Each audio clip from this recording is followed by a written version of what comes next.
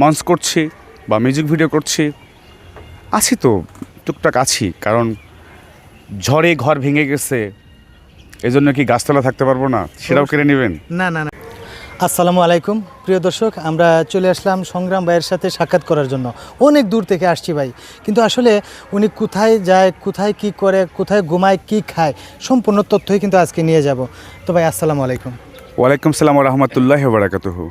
তো সর্বপ্রথম আমরা প্রশ্ন করব, সেটা হলো আপনাকে বিশেষ করে অনেক দিন আগে সিনেমায় দেখা গেছে, কিন্তু মাঝখানে একটা গ্যাপ পড়ে গেল, এর কারণটা কি বলতে পারেন? মাঝখানে গ্যাপ, আমি যখন সিনেমায় আসলাম এরপরে সিনেমা হল বন্ধ হওয়া শুরু হলো, আবার 3-4 বছর একটি করোনা চলে গেল, তখন সার্কেল নষ্ট হয়ে গেল, বা আমি একটু মঞ্চ নিয়ে ব্যস্ত ছিলাম, ব্যবসা নিয়ে ব্যস্ত ছিলাম।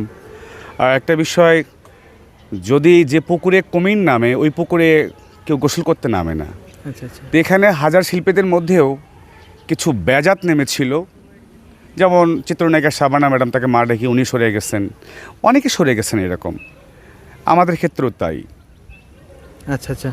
তো এখন আরেকটা বিষয় জানতে চাচ্ছি, সেটা হলো যে যদিও আপনি ব্যাক করছেন, কি একবারে ব্যাক করছেন, নাকি আবার সামনে যদি কোনো একটা আপনার আসে তাহলে আবার যুক্ত হবেন? না, রানিং কাজ করছি, কারণ শিল্পী মানুষ, হয়তো বা সিনেমা এখন 3টা রিলিজ হবে, আর সিনেমার সময় দিচ্ছি না, মঞ্চ করছি বা মিউজিক ভিডিও করছি, আছি তো, টুকটাক আছি। কারণ ঝড়ে ঘর ভেঙে গেছে, এজন্য কি গাছতলা থাকতে পারবো না? সেটাও কেড়ে নেবেন? না না না না, অবশ্যই থাকতে হবে। তেমনটি। তো আপাতত আপনি মিউজিক ভিডিও আর এই মঞ্চ প্রোগ্রাম এগুলো করতেছেন? হ্যাঁ হ্যাঁ। আচ্ছা, এছাড়া কি টিজনেস আছে? কারণ অনেক শিল্পীরাই কিন্তু মানে আপনার মিডিয়ার পাশাপাশি কিন্তু আবার বিজনেস করে, সেটাও কি আছে আপনার? আমার 3টি বিজনেস, একটি হচ্ছে গ্লাসের, একটি হচ্ছে আপনার এসএসের, আর কাপড়ের। 3টি বিজনেস। হ্যাঁ। তো দর্শক, আসলে আমরা ভাইয়ের কাছ থেকে যতটুকু জানতে পারলাম যে মূলত একটা শিল্পীর শুধু মিডিয়া দিয়ে যে চলে তা না, এটার পাশাপাশি কিন্তু অনেক কিছু করে থাকে। আর বিশেষ করে আমরা সাধারণ কন্টেন্ট ক্রিয়েটর যারা আছি, যদি 2-4 টাকা যাই ইনকাম করি না কেন, বিভিন্ন খাতে ব্যবহার করে ফেলি। এটা না করে যদি আমরা পাশাপাশি বিজনেস করি, কোনো একটা কাজ করি, তাহলে কিন্তু আমাদের ভবিষ্যৎ আরও উজ্জ্বল হয়। তো আবারও চলে যাব ভাইয়ের কাছে। আচ্ছা ভাই, এখন আজকে বিশেষ করে কোথায় কি কাজের জন্য আসলেন? আমি এসেছি আজকে টিকটক মিলন মেলায়। টিকটক হচ্ছে বাংলাদেশের এখন বর্তমান সময়ের সবচাইতে বিগেস্ট প্ল্যাটফর্ম। টিকটক থেকে ভিউ বাড়ছে, আর বিশেষ করে টিকটক আসার পরে যাদের মনের মধ্যে খুঁতখুঁতে ছিল শিল্পী হবার, আমরা যেমন ছোটোবেলায় ছবি তুলতাম, বারবার স্টুডিও যেতাম কবে ছবিটা দিবে দেখার জন্য পাগল থাকতাম, এখন নগদ ভিডিও করে নগদ দেখতে পাচ্ছি। এই টিকটকে যারা দাওয়াত করেছেন আমাকে শুকরিয়া জানাচ্ছি, যে আমাকে এখানে এনেছেন, ফুলের মালা দিয়েছেন।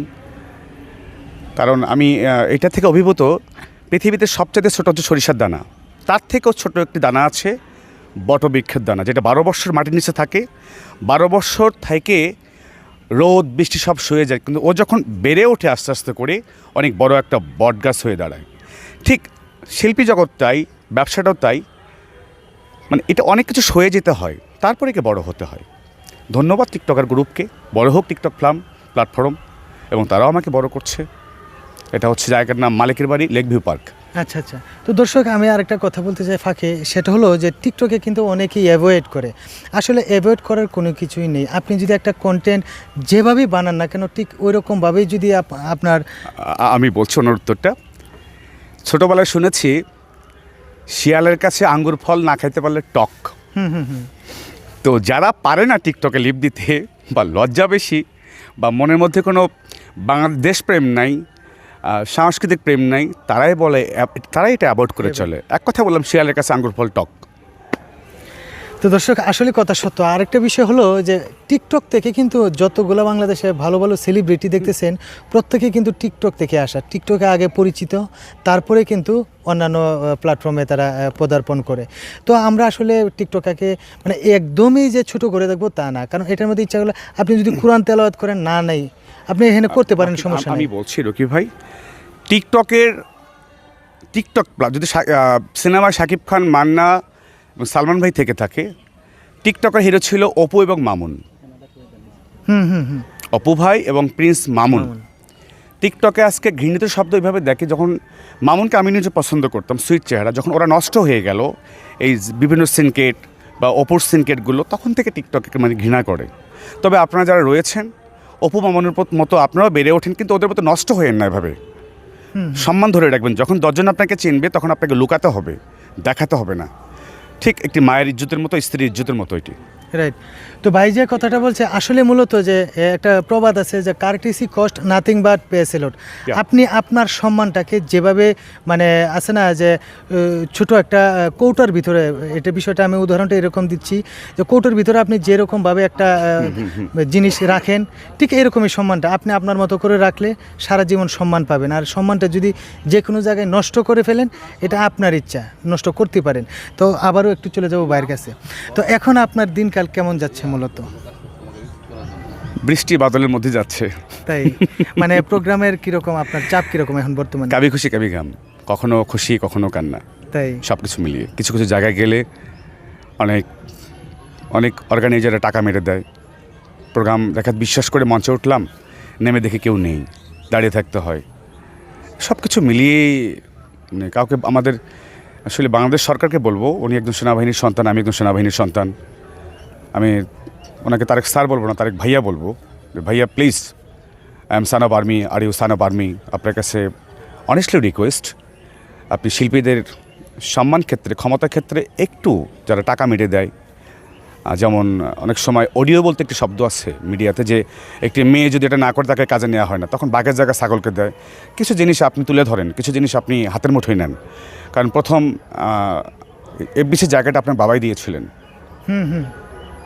রাইট। আর জাতীয় চলচ্চিত্র পুরস্কার আপনার বাবাই তৈরি করেছিলেন। তো দর্শক, আসলে ভাইয়ের সাথে অনেক কথাই বললাম। আর উনি শুধু ভাই না, উনি কিন্তু আমার বন্ধু, একসাথে মানে পথ চলা। তো আমরা চেষ্টা করছি আগামী শুরুটা করব নতুন করে, আবার কিছু একটা আপনাদেরকে উপহার দেওয়ার জন্য প্ল্যানিং চলছে। আমরা একসাথে কিছু একটা করব। তো আপনারা সবাই আমাদের জন্য দোয়া করবেন। তো আরেকজন মডেল আছে, ওনাকে যদি কিছু একটা জিজ্ঞেস না করে একবারেই মানে নিরামিষ হয়ে যায় বিষয়টা। তো আজকে যে প্রোগ্রামে আসছেন, আপনার কেমন লাগতেছে? খুবই ভালো লাগতেছে, আর সবাইকে অনেক ধন্যবাদ আমাদেরকে এখানে ইনভাইট করার জন্য। তো আপনাকেও অসংখ্য ধন্যবাদ, কারণ হ্যাঁ আমাদের সংগ্রাম ভাইয়ের সাথে আপনি নিয়মিত কাজ করছেন। তো একটা সত্য কথা বলবেন, সংগ্রাম ভাইয়ের সাথে আপনি বেশ কিছুদিন কাজ করতেছেন, বিশেষ করে স্টেজ পারফর্ম, তারপরে হলো মিউজিক ভিডিও। আপনার মানে সব মিলিয়ে কেমন লাগছে? সব মিলিয়ে তো ভালোই। হ্যাঁ, আচ্ছা, অনেক সময় অনেকে বিভিন্ন ধরনের মন্তব্য করে, ঠিক আছে, বিশেষ করে সংগ্রাম ভাইয়ের এই মন্তব্য করার কোনো জায়গা ছিল না, ভবিষ্যতেও থাকবে না। তো আপনার সাথে এমন কোনো কিছু চলছিল যেটা কিনা আপনার মন্তব্য করার মতো? না, ওরকম কোনো কিছু চলে নাই। মিথ্যা আর কথা বলছি, আমি একটু জায়গা জায়গায় প্রেমে পড়তাম, ওটা চোখে পড়তো। সত্য না, আমি তার পিছনের কোনো কথা নিয়ে বা পিছনে কি করে আসলো এইসব নিয়ে ভাবি না কখনোই। তো সামনে কি প্রস্তুতি সামনে নিচ্ছেন? আমার কাছে থাকা সত্ত্বেও যদি কোনো কিছু করে তখন তাই দেখা যায়। তো আপনাদের প্ল্যান কি, মানে বিয়ে করছেন নাকি Plan বিয়ে কি? করবেন? বিয়ে তো করছি। ও আচ্ছা আচ্ছা, সরি, এটা কিন্তু আমি জানতাম না। অলরেডি জানানোর জন্য কিন্তু আমি একটু ফান করলাম, ঠিক আছে। তো সামনে কাউকে মানে বলেন দেখি, ফকির কারা? হ্যাঁ, ফকির কারা? ফকির বিশেষ করে আমার জন্য আমি যেটা মনে করি, যার চাহিদার কম থাকে, যেমন চাহিদা, চরিত্রের না, না। চাহিদা যদি কম থাকে। আপনি শুধু বলেন কারা, বলেন ফকির কারা, আপনি বলেন কারা, বলেন আচ্ছা আচ্ছা, কারা? আপনি বলেন কারা? ফকির তারা, অবিবাহিত পুরুষ যারা। রাইট, এটা কিন্তু আমার মাথায় ছিল শালীর না। দিকে তাকায়, ওর বউর দিকে তাকায়, কার হাজবেন্ড বিদেশ গেছে, আচ্ছা ফকির তারা চাওয়াচাওয়ি করে। আচ্ছা আচ্ছা। তো আমি যে কথাটা বলতে চাচ্ছিলাম চরিত্র সম্পর্কে, যে চাহিদা কোন চাহিদা, ধরেন অনেকে মানে না, ওটা ভদ্রতা, ওটা ফকিরের মধ্যে পড়ে না, ওটা পড়ে। দুশ্চরিত্রার মধ্যে পড়ে। দুশ্চরিত্র, রাইট। ফকির তারা বিবাহ করেনি যারা। তাই? হ্যাঁ। আচ্ছা আচ্ছা। তো বাবিকে আরেকটা প্রশ্ন করি, সেটা হলো যে ভবিষ্যতে ভাই যদি কারোর প্রেমে পড়ে, তাহলে আপনার মানে কি উদ্যোগ নেবেন? আসলে ওই বিশ্বাস আছে যে পড়বে না, যদিও পড়ে বিয়ে করে দিবে। কি আমি সুখে থাকবো না, কাউরে সুখে থাকতে দেব না। গুড, এটা কিন্তু আসলে এই জন্য বলা হয়েছে ঘরের শত্রু বিভীষণ, মানে বিবি মানে সংক্ষেপে বলা হয়, আপনি স্বামী একটি ভুল করে দেখেন আসামি, কিন্তু এই জন্য বলছি নিজের মাকে ভুলবেন না। Right right. দর্শক, সবশেষে আমার একটা কথা ভালো লাগছে, সেটা হলো আমরা দিন শেষে যাই করি না কেন, অন্তত মাকে গিয়ে মানে খোঁজ খবর নেব, বাসায় গিয়ে যে আসলে মা কী করছে বা কী খাইছে এই খোঁজ খবরটা অন্তত নেব। এমনকি যদি উনি অসুস্থ থাকে সাথে সাথে তাকে চিকিৎসা করার ব্যবস্থা করব।